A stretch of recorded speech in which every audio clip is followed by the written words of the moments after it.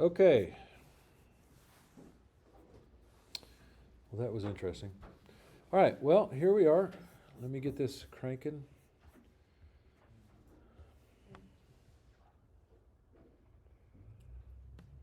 Why in the world will that not show up? There we go. All right. I guess you need to see it up there too, don't you? There you go. Everybody see it okay? Yes, sir. All right. All right, well, we'll begin as we have been doing each week, and just with reminding ourselves to what Jesus himself said concerning Israel. Now learn the parable from the fig tree. Actually, let me back up. He's speaking to that generation of Jews who will be living during the tribulation period, and he's telling them to be on the alert, to be watching. And he says that there's a lesson we can learn, or they can learn, and I think we can too, from the fig tree. When its branch has already become tender and puts forth its leaves, you know that summer is near. Even so, you too, when you see all these things, recognize that he is near, right at the door. So the lesson is for them, when they see all of the things going on in the tribulation period that he has listed for them, they can know that he is about to return. Well, since we know that the church is going to be removed prior to the tribulation period by this thing that we call the rapture, but we can see the signs, or the foreshadowing, the stage being set for the activity of the tribulation. When all that happens, we can know that the Lord rapturing or calling home or taking home his bride is soon to take place. So we see things ratcheting up, especially in Israel. So here's what we're looking at. We see things ratcheting up very, very quickly, and we're going to see that tonight. And I've mentioned this a few times. We're looking at Israel against the world. Now, the map that we have there is that presentation of the Ezekiel war in Ezekiel 38, 39, and the nations that are going to be involved there. And all of these nations seem to be really kicking in all of a sudden. And I like to focus on Zechariah chapter 12. Doggone it. I have 22 and 23, but I think it's actually verses 2 and 3. Doggone, I did it again. Behold, I'm going to make Jerusalem a cup that causes reeling to all the peoples around, and when the siege is against Jerusalem, it will also be against Judah. And it will come about in that day that I will make Jerusalem a heavy stone for all peoples. All who lift it will be severely injured, and all the nations of the earth will be gathered against it. Now, again, Zechariah is speaking of the tribulation period. So if the church is going to be removed for the tribulation period, but yet we see all of these nations really gaining steam against Israel, that could be I don't want to use the word sign, okay, but it could be an indication, a foreshadowing that demonstrates for us how close the Lord is to calling his church home. And so it should be encouraging to us. Now, here is a big issue that's come about in just the last couple weeks, and that is that Erdogan, the president of Turkey, has come out threatening in a semi-veiled threat against Israel. And so he delivered a speech to a rally. This was, and of course, this doesn't date. I got this 10/30/23, but I did not put the date of when this rally took place. So it was probably last week or the week before. He delivered a speech to a rally in which he told attendees that Israel was responsible for war crimes and framed Hamas as freedom fighters. Okay, so apparently it's perfectly legitimate in his mind for men to launch a secret attack against civilians, killing anyone in their path, beheading babies. There was even reports of pregnant women being ripped open and having their babies pulled out. and all of that kind of thing. But in that same speech, it's reported that he said that Turkey can come any night unexpectedly to ecstatic reception from hundreds of thousands of attendees. And of course, all those attendees are Muslim in Turkey. Thousands of people are seen in the video waving a combination of Turkish and Palestinian flags from the venue in Istanbul, where he was speaking to people attending the Great Palestine Meeting. That's what it was called. The news site Politics Today recorded him as saying, "From now on, we will continue on our path with the motto that we may suddenly knock on your door one night." Now, what is he saying there? What were the people doing during the Hamas raid of Israel? They had killed police officers and people in the military and put their uniforms on and went door to door knocking on the door, right? In the same speech, Erdogan accused Israel of carrying out war crimes in Gaza and compared the country's actions to the Nazi genocide against the Jews. He claimed that Israel, quote, has been openly committing war crimes for 22 days, as he alleged a similar mentality was being shown to the Axis members during World War II. He said in the past they were massacring, I can't even speak, I can't read, massacring, is that how you spell that, really? I've never seen that word spelled before. Amazing. Massacring the Jewish people in the gas chambers, and they were indeed wiping out whole regions with bombs. The Turkish premier then added, a similar mentality is being shown in Gaza today. Now, I think there's a little bit different between, when you are telling your enemies, hey, you need to get out of town because we're going to come in and destroy everything. So if you don't want to be considered an enemy, you should leave, okay? That's not quite the same thing that the Germans were doing, I don't think. And according to our friend in Israel, he affirmed the stories that were coming out that the people who were trying to leave, at least many people who were attempting to leave to escape, were being either shot by Hamas, having their keys taken, having the roads blocked to where they couldn't get out.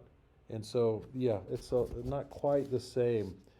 In response to Israel's actions, Mr. Erdogan said his government was preparing to tell the whole world that Israel is a war criminal. The speech went down poorly with Israeli officials, go figure, who quickly responded by withdrawing diplomatic staffers from Turkey. Israel Foreign Minister Eli Cohen said that statements coming from Turkey had led him to conduct a reevaluation of the relations between Israel and Turkey. Yeah, I think I'd be reevaluating too. All right. How could they get such an anti-Semitic country, allow it to come into NATO? Because if they had a publicly anti-Muslim country, they'd never let them into NATO, right? They say that, oh, you're too prejudiced, you couldn't, but they let them into NATO. That blows me away. Because they're idiots. No, They're just they're double standard. well, it's much deeper than that. Yeah, it's a demonic influence and part of God's plan. Interesting thing: rockets fired from Lebanon in the north, and IDF strikes terror cells with Hezbollah ties. That was that was from October 29th. Well, today's headline in the Times of Israel is the IDF says its forces are at the gate of Gaza City, and they took out Hamas anti-tank missile chief. That was today. But I'll go ahead with this story. So Lebanon is firing rockets into the north of Israel.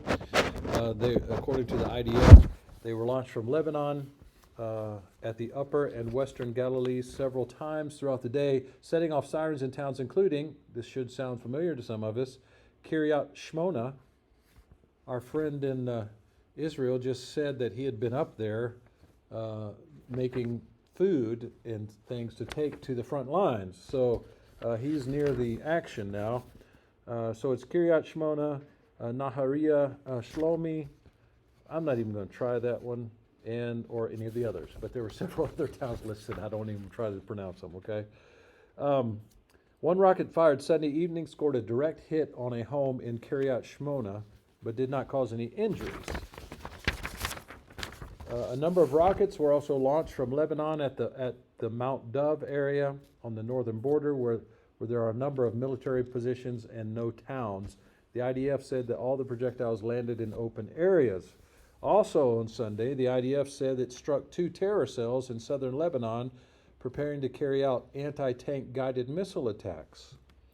They said they also carried out a drone strike on a terror operative flying a drone over the border. The drones have become very handy, and seems to be the enemy's choice nowadays. And I think many of the drones that they're using are simply the drones that the public can buy. That's something I could buy, and not the big drones like our Air Force has. So it's interesting. You put enough C4 on one of them small ones. Oh yeah. According to the IDF, the targets included infrastructure for directing terror and military infrastructure belonging to the terror group. Also on Sunday, a number of rockets were fired from Syria at northern Israel. So now we have Lebanon and Syria taking part. All of the projectiles landed in open areas, causing no damage or injuries, the IDF said. It added that troops responded with artillery shelling at the source of the rocket fire. Late Saturday, the IDF allegedly struck Syrian military and pro-Iranian militia targets on the Syrian border in response to shelling fired toward Israel.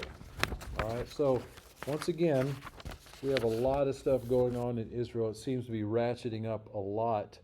Who was it I just read, and I wish I'd gotten that story. Another Muslim country, I think today or yesterday, declared war on Israel. So, and it was a much smaller nation. So who knows what will happen there. Say again? The Houthis, yeah, in Yemen. Thank you. That's right. It was the Houthis in Yemen declared war. So I guess it wasn't a nation per se, although it was the nation. Yeah. Let's see. It just goes on there. They're evacuating those northern border communities. Yeah. So now here's something. I'm sure you've all heard of this by now, so this is a little bit old news, but I wanted to go ahead and include it because of how shocking it was. Should it be shocking? I don't know. I mean, I know I shouldn't be shocked or surprised, but I'm always shocked and surprised anyway of what happens. But have you heard this story? A violent mob storms a Russian airport looking for Jews. So a flight from Tel Aviv to Russia's Dagestan Republic, was forced to redirect on Sunday after pro-Hamas rioters stormed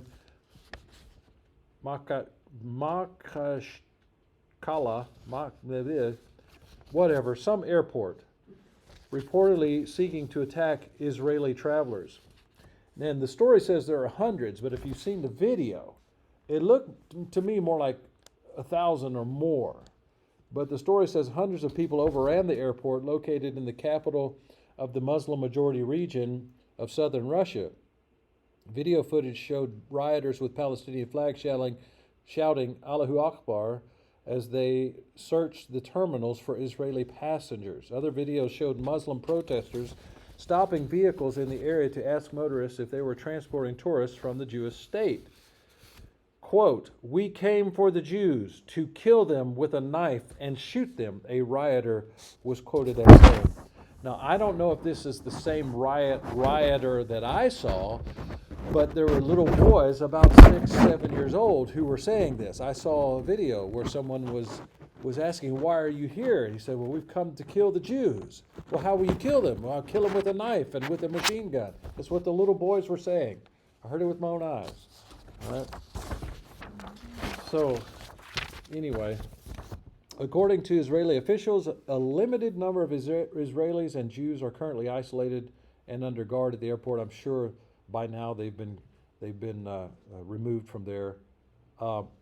The plane from Tel Aviv was redirected to a nearby airport, but a mob also started gathering there, according to Israel's Channel 12. The flight crew subsequently ordered the doors of the aircraft to be locked.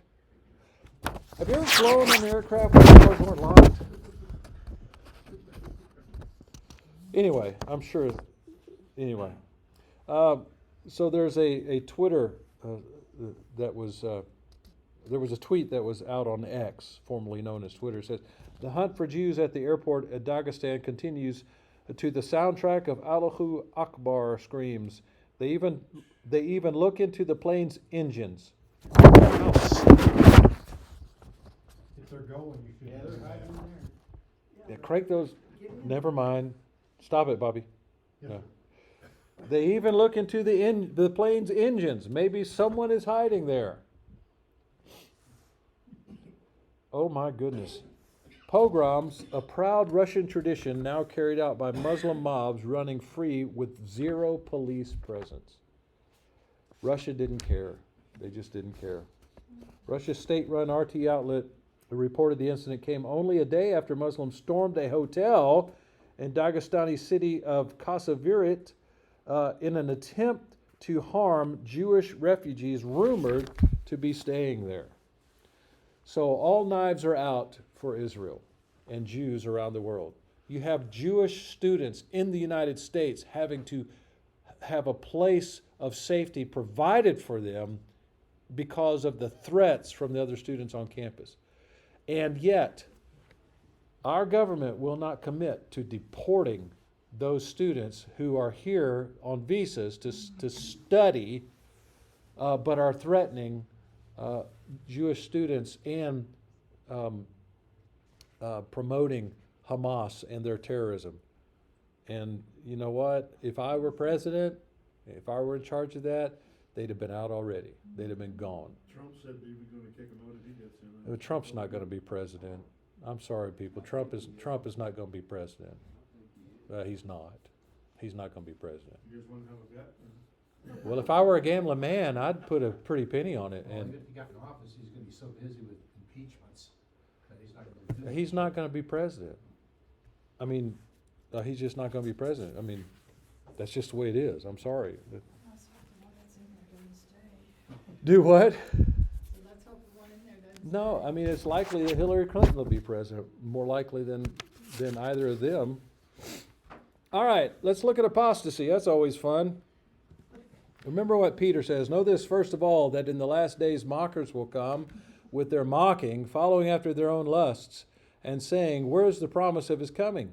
For ever since the fathers fell asleep, all continues just as it was from the beginning of creation. For when they maintain this, it escapes their notice that by the word of God the heavens existed long ago, and the earth was formed out of water and by water, through which the world at that time was destroyed, being flooded with water. But the present heavens and earth by his word are being reserved for fire, kept for the day of judgment and destruction of ungodly men. Now, I could have just stopped at the first couple verses. Know this, first of all, in the last days mockers will come. And I put that up there because I believe that what I'm about to read to you is mocking. Okay? And I believe it's borderline blasphemous. But red letter Christians, I don't suggest you go read this. This is a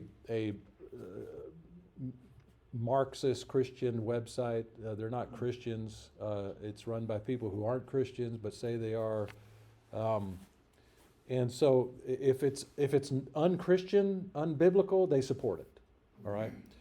But in this article, it's called "Caught Up in the Rapture." It's by a gentleman named Joel Simpson. But apparently he bases his work, and I can't tell from the story. Okay, this is just a footnote that he has from a woman named Barbara Rossing. Barbara Rossing wrote a book called "The Rapture Exposed." I haven't read it, but I heard a lecture by a few years ago at the Pre-Trib Research Study Group by a professor from the Moody Bible Institute who had debated her. And anyway, this guy really doesn't like the idea of the rapture. He says Christians have always talked about Christ returning, but Christians believe different things about what Christ's return will look like. So he says this. Now, somebody tell me what's wrong with this statement. I'll have to go a little deeper into the story before you can tell me what's wrong with it, I think. But just listen. Some believe Christ will literally return like the Apostle Paul seemed to believe. Others, like the Gospel of John, seem to believe it is more of a spiritualized return where our hearts and communities are transformed by justice, love, and peace. But the idea that Christ would come back and take people away to heaven while the world was destroyed, that's a pretty new idea. No. 193 years old, to be exact, is what he says. Can anybody guess where he's going with this? Dr. Unford, surely. Okay, I know you know where it's going. But, okay, let me just say this. He believes the rapture is a bunch of garbage, okay? But he said Paul seemed to believe that Christ will literally return. What has he just said about the writings of the Apostle Paul? Huh? They're in question, or they're just his opinion. You're right. Yeah, he was probably wrong about that. Well, then what does that say about what he wrote? Could he be wrong about justification? Could he be wrong about all men are sinners? Yeah. He visited heaven, so he's probably got the right idea. He's probably got a good grasp, yeah. So this guy goes on to talk about the creation of the rapture that supposedly took place 193 years ago. A young Irishman named John Nelson Darby started this interpretation in 1830. Basically, he taught Christ would come and take Christians from the earth, and everyone left on earth would suffer all kinds of horrible things, which he pulled from the book of Revelation. Yeah. Then after all the destruction and suffering, Christ would come back again and make a new world. The technical name for Darby's teaching was dispensationalism. Once again, you dirty, rotten dispensationalists. Darby made a number of mission trips to the U.S. in the 1800s. A few prominent teachers in the U.S. took up preaching his ideas. Eventually, here's the next big culprit. A whole Bible was created called the Schofield Bible. Now, I grew up with the Schofield Bible. Anyway, the Schofield Bible had headings and commentary that focused on teaching this idea of the rapture. But if you ever look at a Schofield Bible, study Bible, it's much more than just teaching the rapture. It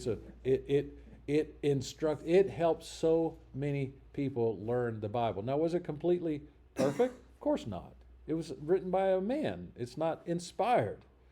But his statement that a whole Bible was created, I'm sure I know what he means, but it's not what he said. What he says is that they created a Bible, and that's not what happened. They took the King James Version, the 1611 King James Version, and added notes, to explanatory notes, like any study Bible. Anyway, I'll move on. Sorry. In the process, the Schofield Bible completely ignored the historical context and what the authors of the books were actually talking about. It's just simply untrue. Millions of copies of the Bible were sold. For most of the 20th century, Americans were influenced by headings and commentary about the rapture and the end of the world. Seminaries such as Dallas Theological Seminary were started with the specific goal of teaching about the rapture. You know what? I'm sure if I went back and read the history of Chafer was a student of Schofield. Chafer was the founder of Dallas Theological Seminary.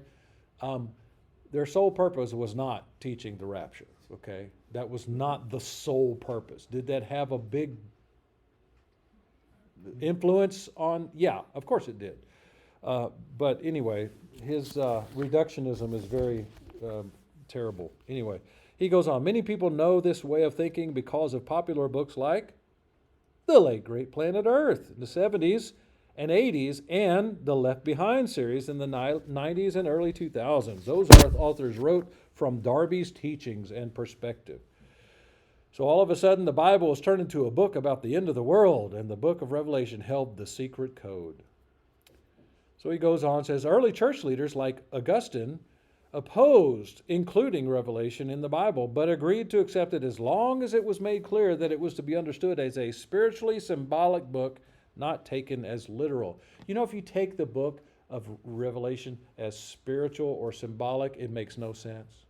It makes absolutely no sense. There are so many allusions to Old Testament prophecies and Old Testament scripture that to take it in any other way than literal is to just make it into an absolutely non-understandable book. And so he goes on with the silly accusation that is thrown around all the time that the Revelation is a specific style of writing called apocalyptic literature. And I'm not going into apocalyptic literature here. It's not my area of expertise, but I bet I could figure it out. I've read some about it. But it differs in many ways. Revelation and apocalyptic literature differ in many ways. For instance, apocalyptic literature is usually by an anonymous source or someone using a pseudonym, not the actual person, which immediately makes it questionable. Apocalyptic literature usually leaves no hope. It's usually just very dark writing that seems everything's going to fall apart, whereas the book of Revelation is full of hope and ends on the greatest hope that mankind has. And there are other things, other issues that we could look at comparing apocalyptic literature and the book of Revelation. And as a matter of fact, there is no apocalyptic literature in the Bible, period. Although people try to look at different aspects of the Old Testament and say, well, see, that's apocalyptic. It's nonsense. So he goes into the same old diatribe and worn out stuff. The Revelation uses the name Babylon as code name for Rome. And then he for some reason brings, I guess he does it as an illustration using African American spirituals. For instance, he talks about the song Swing Low, Sweet Chariot, which is really talking about wanting to escape to Canada. Paul's image of people meeting, let me see. Did I miss something? Yeah, I missed something. So not an accurate teaching. So the rapture is not an accurate teaching. And he focuses on the fact that Darby simply misunderstood 1 Thessalonians 4, 16 and 17. The Lord himself will come down from heaven with the signal of a shout by the head angel and a blast on God's trumpet. First, those who are dead in Christ will rise. Then we who are living and still around, I don't know what version this is, still around will be taken up together with them in the clouds to meet the Lord in the air. That way we will always be with the Lord. Paul is pulling from a very common image at the time. When the emperor, see, this is where he gets from that woman that I mentioned earlier, Barbara Rossing. She makes this argument. When the emperor would visit part of his kingdom, the citizens would go out to meet the emperor in open country and then escort him into the city. And so that's what rapture is referring to here. Paul's image of the people meeting the Lord in the air isn't that all of a sudden Jesus takes the people away into outer space or heaven. The image is that the people will immediately turn around and lead the Lord back to this world. Then we who are living and still around will be taken up with them in the clouds to meet the Lord in the air. That way we will always be with the Lord. Where's the part about turning around and coming back? This isn't about leaving earth. It's about welcoming Christ into the world. That is the way we pray. Thy kingdom come, thy will be done on earth as it is in heaven. The book of Revelation teaches the same thing. It ends with heaven coming to earth. Anyway. And he says, the world, this is how he ends, the world is our home. What a dismal view. He's living his best life now. So, here's another good one. Contemporary worship artist Derek Webb sells merchandise of himself wearing a dress. Who does he worship? He used to be a member of a group called Church Paul, and it says that he defected from the faith a few years ago and came out in full support of sodomy. This year he decided to gather with two other sexual deviants and crash the Dove Awards wearing drag. Posting an image of himself wearing a dress, he later explained that his reasoning for doing so was a special occasion where he wanted to help his friends drag queen gospel singer Flamey Grant and lesbian gospel singer Semler to fit in better in traditionally Christian spaces where they wouldn't normally be accepted. Yet after looking into it, wearing dresses and prostituting himself out by selling pictures of himself wearing dresses on merchandise on his website appears to be his new thing. Currently, you can purchase merchandise featuring pictures of the Cademan Call band member wearing a white dress and an open blouse.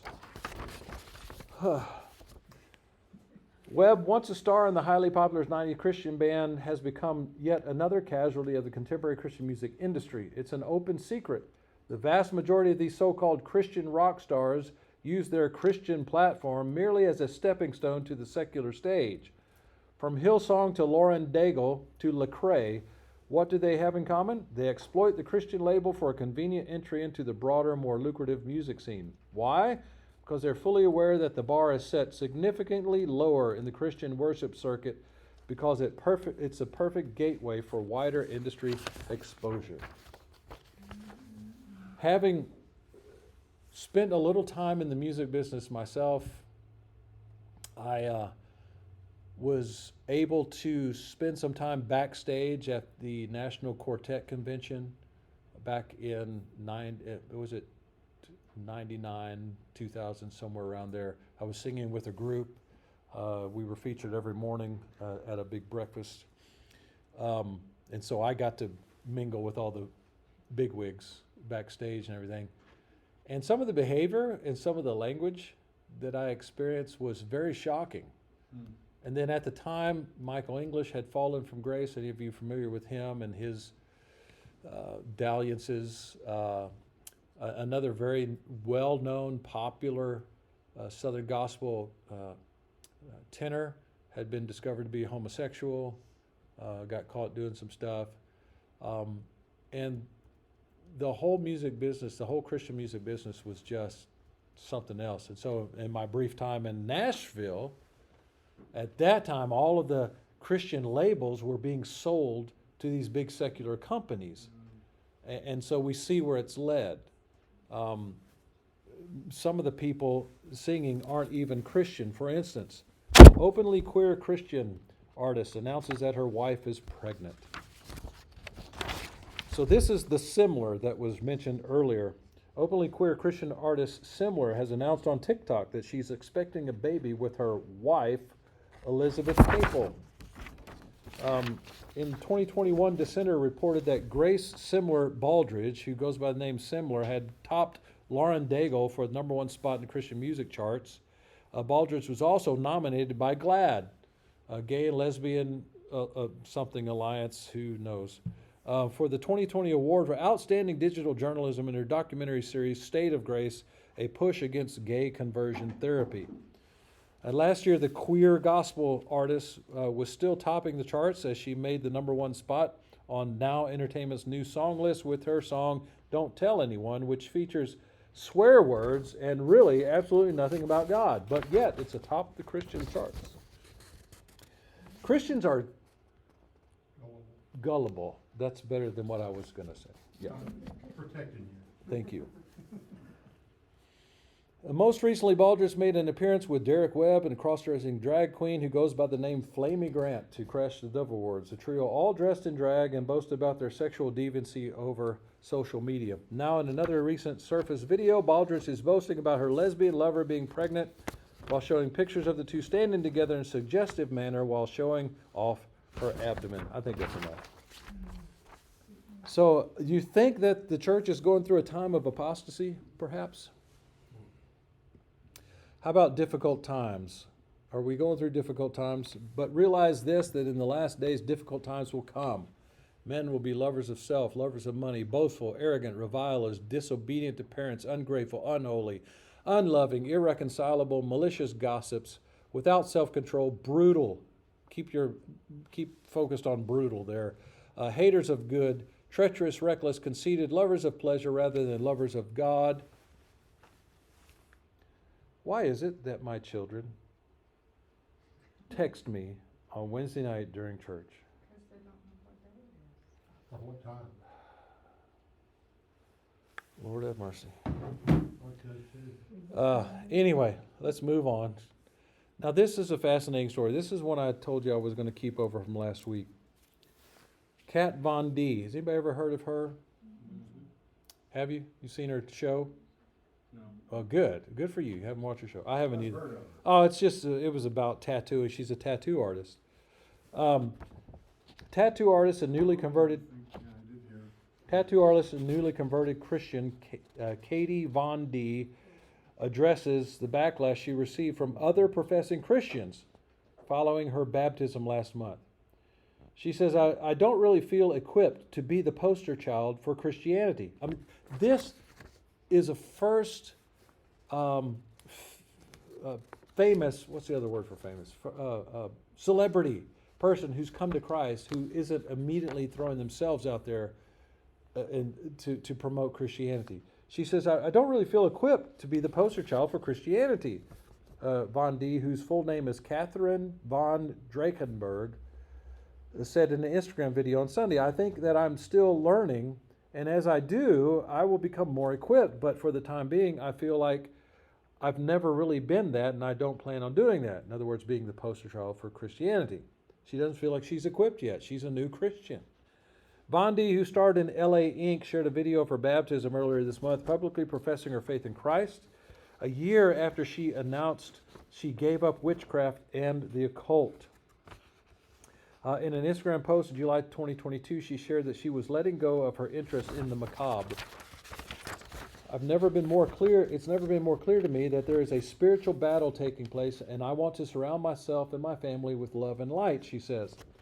At the same time, however, she noted, much of the criticism she has received online was from professing Christians rather than her atheist followers.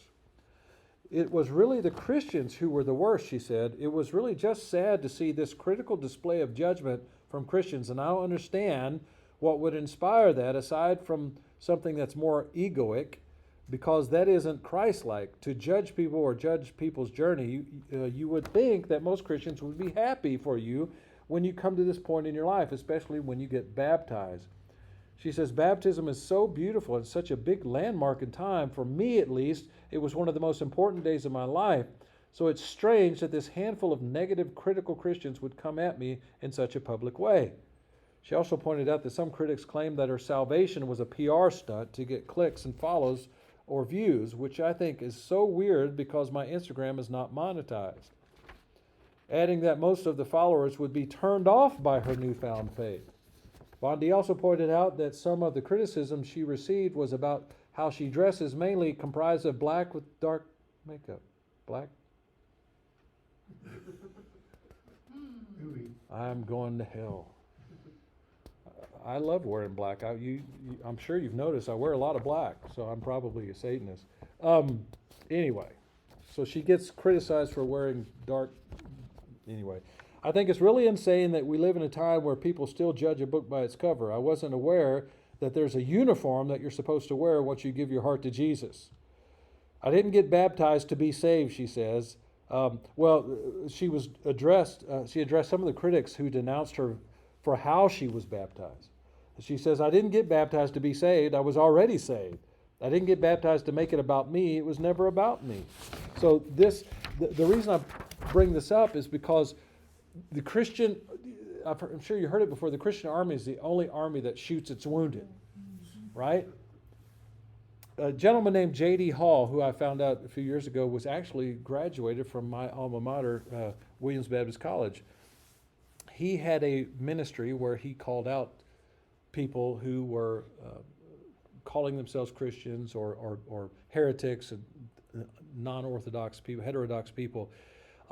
And about a year or two ago, he had an issue. He had been prescribed, I can't remember the exact drug, something like Xanax or something like that. He had been prescribed something for a problem that he was having, and he was following his doctor's orders. Well, he had become addicted to it and was having some problems, and his doctors told him it was a vitamin D deficiency. So he thought, okay, well, it's a vitamin D deficiency. So he goes on taking the drug like he's supposed to. Well, come to find out, he got arrested for DWI caused by this drug. He didn't drink. He wasn't a drinker. And anyway, his church, he was a pastor. His church, he was under church discipline, which was fine. He stepped down from the pastor because that's what he would have said someone else needed to do. So he was following his own advice. So he stepped down, placed himself under the elders' discipline, and while he was going through all of this, had to declare bankruptcy because he's being sued by a transvestite who he had called a man. So he lost that suit, and so he and his wife and children lost everything. And while he was under church discipline, he was gone in rehab, which he said by the time he got to rehab, he was already over the drug itself. But he went away because it was something that the elders had recommended. And while he's away, the elders, the whole church turned against him, turned against his wife. The elders, at least one of the elders told his wife that she needed to divorce him. And all of this stuff, where the church should have been supporting him and walking him through this. Yeah, he's not going to be a pastor anymore, but he's still a believer. And so we're supposed to help them and restore them, but instead they tried to destroy him and his marriage. And that is the kind of garbage that goes on in the church today. Anyway, he said, that is not how I taught my people to be when he was the pastor. Anyway, the Christian arrested for preaching the gospel in Wisconsin. This is our last story. Now, I will say this. Some have said that this young man somehow broke the law. I don't know. Apparently he was in a public park. Anyway, I'll read this to you. A young Christian man is seen being arrested by police as they preached at a pride event in Watertown, Wisconsin, in a video clip that has gone viral. The video has so far been viewed, who cares? The event in question was a drag queen event at the Pride in the Park celebration that happened over the weekend, however. In the footage, a young man can be heard reading from the Bible, speaking into a microphone before he is surrounded by multiple police officers. One of the officers is seen grabbing the microphone and pulling it away from the Christian while those around him question what the officer is doing. Your daily briefing, that's a commercial break. The group of Christians claims to not have had a warning before being apprehended, to which the officers say they were given a warning at a different location. Anyway, this was in a public park. He was in a public place where he is allowed to speak. But because he was speaking out against the homosexuals there and preaching from the Bible, they arrested him for disorderly conduct. And of course, a larger write-up on that, he basically says, hey, it was a blessing to be able to be arrested for the sake of Christ. And so, and I think he was like 18 or 19. I can't remember. The story doesn't say. But anyway, so that is a look into some of the things going on. Some of this was a little bit outdated by a week or so, and there are many more things to talk about. But as far as the gentleman who claims that the rapture is something made up 193 years ago, this is a book called Dispensationalism Before Darby. Okay, it's by a gentleman that I was fortunate enough to know a little bit, who died a couple years ago, named William Watson. It is about 341 pages of quotations of beginning back in 1517 and maybe even earlier than that. And that's a long time before Darby came along. Matter of fact, 1517 was the year of the Reformation began, or at least the year Martin Luther nailed his theses. These are quotes that are taken by pastors and teachers that, although they weren't dispensationalists per se, they believed they believed the restoration of Israel. They believed the church would be raptured. And the book is full of these old quotes. And so men like him saying that the rapture was something that was invented 193 years ago, they're either ignorant or they're lying or they're ignorant liars. So, do what? It's probably the latter. Possibly. Anyway, any questions, any rude comments, anything? I have a comment. You have a rude comment? Yeah, Baylor University is teaching a class that's accredited for drag. Yeah. Baylor University went off the rails decades ago. Decades ago. Yeah. I ordered you a coffee mug from Amazon. It's got the guy with the dress. It should be here Friday. Thank you. Thank you. It'll give me something to break when I'm angry. Yeah.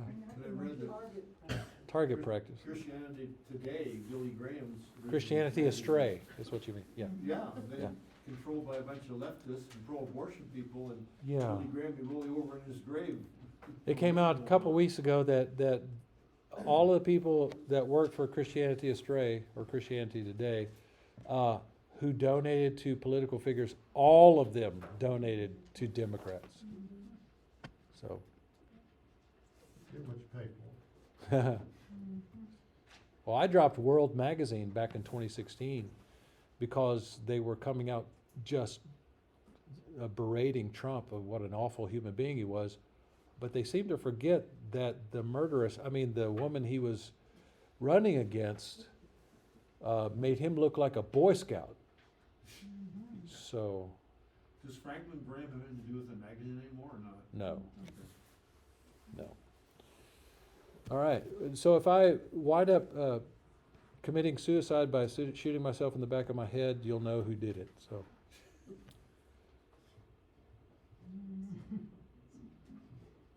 Anything else? Somebody wanna, Bobby, why don't you pray us out of here, man? Lord, thank you for this time.